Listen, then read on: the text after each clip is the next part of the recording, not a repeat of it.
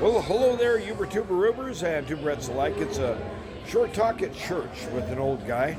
I thought, I don't know, I've been kind of grumping about the church I go to enough. But, I'm still stuck, not stuck here, but I still feel like I belong here somehow about the liturgy and the strength of, the Apostles' Creed and the Ten Commandments and all that stuff on a, weekly basis kind of thing. And so I thought, well, you know what, I'll just show you around here a little bit. Let me switch this around. Hey, this is a Wednesday. I haven't done a head count. I'm going to call it 118. We got, this is what's a kind of a fellowship area here.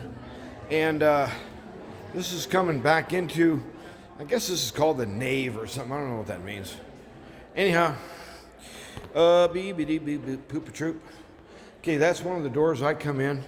This one I never come in. That one leads to the office, church office, I mean.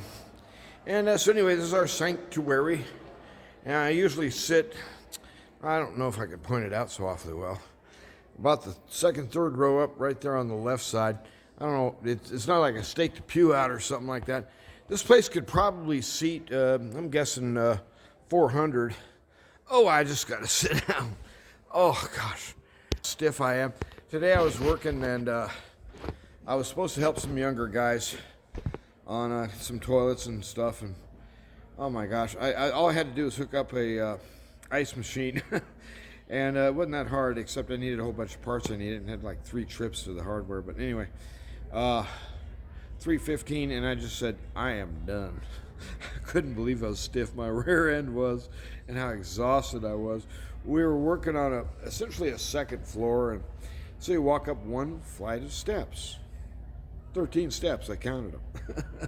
Oh my gosh, by the end of the day, I was hugging that rail to my left side. 1, 2, 3. There's the security cop lady, and she goes, why don't you just use the elevator? And I said to myself, wouldn't it be nice if we had known that? So I said, well, where's it at? And so she pointed it to me, and I said, well, that's even further away. It makes my walk longer. So anyhow, getting old, just ain't something to fool with. Trust me.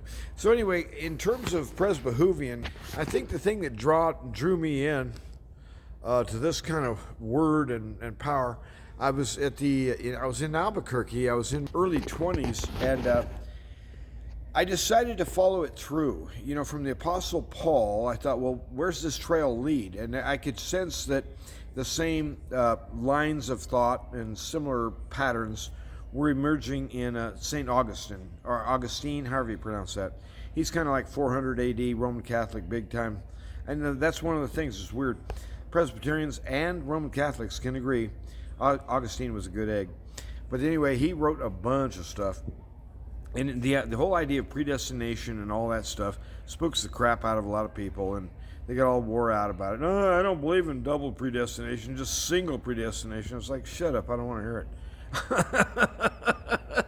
But anyway, there's this idea in the Bible, especially in Paul's writings, that the Lord has mercy on whom he has mercy, and those whom he passes over could not have come to him in any case, but he's still holding them responsible as human beings. And he says, well, in Romans, well, how could that be? How could that be fair? And Paul responds with, who are you, old man, to question your maker? And so it's kind of like, who the hell do you think you are? So anyway, in Albuquerque at that time, there was at the Albuquerque UNM library, big university downtown. I used to go down, and they had books by John Calvin, but it was a young John Calvin. He was in his mid-20s, and he was a fireball. Oh, this guy was one rousing son of a gun.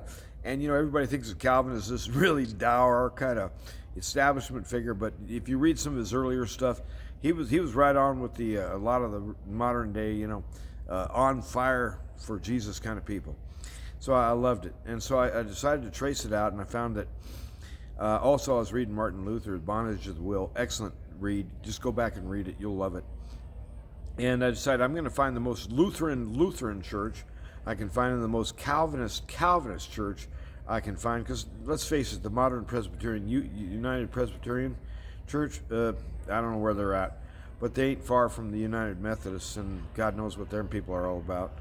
but it ain't the gospel. Let's just put it that way.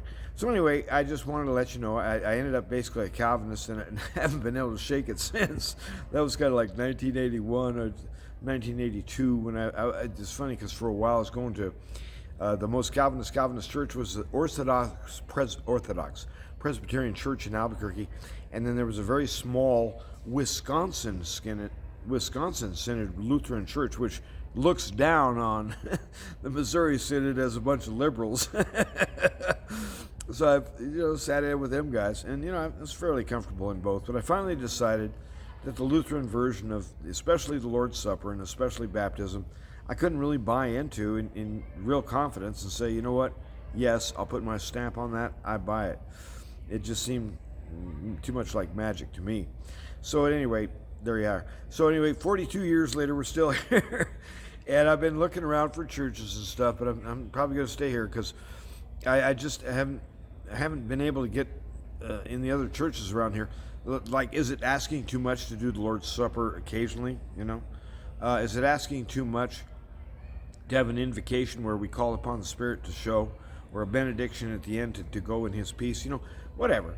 But anyway, I just, I miss the liturgy, and sort of a liturgy junkie, I guess. So anyway, thanks for tuning in. Have a good day. And I'm going to go back. I'm going to go stand in the line. This is kind of like a Wednesday night dinner thing. This is the theme tonight is Southern Italy. Sort of like a missionary dinner. Noodles with a lot of greasy stuff.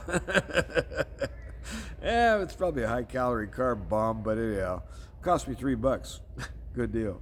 You guys have a day that you remember as the day where you said to yourself, I give up. I'm turning my life over to the Master. He knows what He's doing. That makes one of us. God bless and run.